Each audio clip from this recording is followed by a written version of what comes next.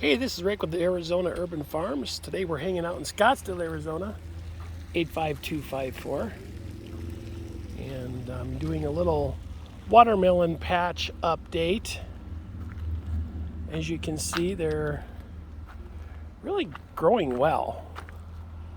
This is two plants that has and is taking over. And if you look in that bucket, and the bucket's empty now, but this growth I attribute to the homemade compost in a bucket. And just look at this. Now this other one over here is doing well. And you can see we got us a little baby watermelon coming along good. This one over here was just two plants, and now it's doing much better.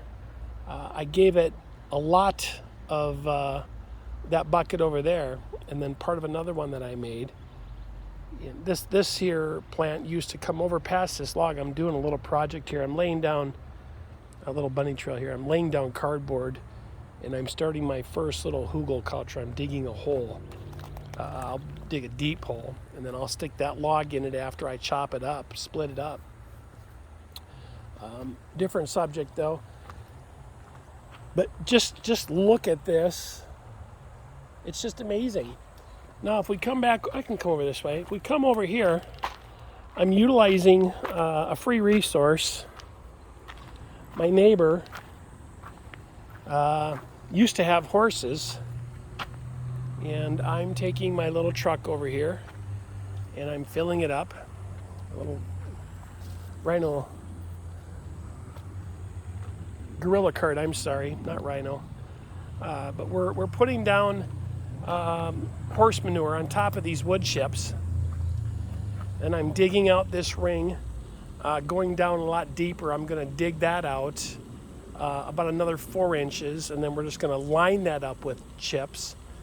So they'll continue to decompose, and we get deep root watering this way. But this whole thing here is I'm going to put wood chips on top of this. So all of this manure that you see will then be covered with more wood chips so that it can just really decompose and start making some amazing soil. This was just a rocky backyard driveway. Not used, overgrown, and really just underutilized for so many years. And now we are turning it into a really cool ecosystem. And I'm thoroughly enjoying it. It's a lot of work, but it's worth it. So we're going to be stacking this up about another 4 inches. We're going to do the same thing over here. I've started this little area. This is my morning coffee area. It's kind of joggled a little bit, been moving stuff around, but this whole area is going to get filled with wood chips. And the pile that I'm pulling from is right over there. And I mix that pile with half dirt, half wood chips. I'd say a quarter dirt, not half. So there's been a nice little composition doing well, and decomposition, and we're just really excited about that. This tree and that tree, we had a monsoon storm come through this past weekend, and these trees were at a 45-degree angle. I mean, they were literally leaning like this, not straight up. They were at an angle. This tree came all the way over here and was touching this post. So we put them back in. It's been a few days. The leaves are looking good. There's really no big loss. It doesn't even hardly look like there's any stress. What I did do is I clipped it up. I trimmed it up so that those bottom branches that didn't need to be there was less stress for the tree. I did the same thing over here, a nice little cleanup. And this tree as well, we had it staked this way. This was the stake, but the tree fell over towards the pole, and you can see all the damage that it did in here on this pole as it was getting beat up. And that too was at about a 45-degree angle. It was just about right like that versus, you know, doing a full 90.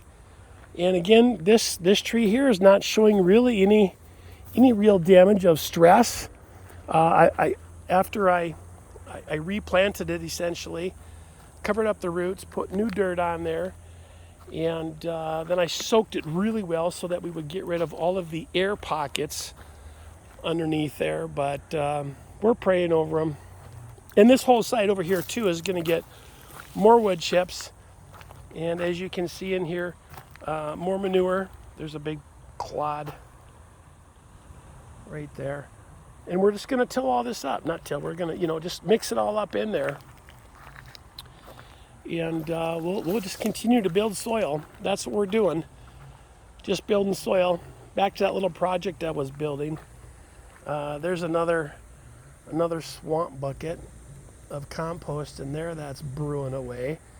That's going to go all over this cardboard. I already put some fish emulsion on top of the cardboard over here. We're going to put wood chips on it.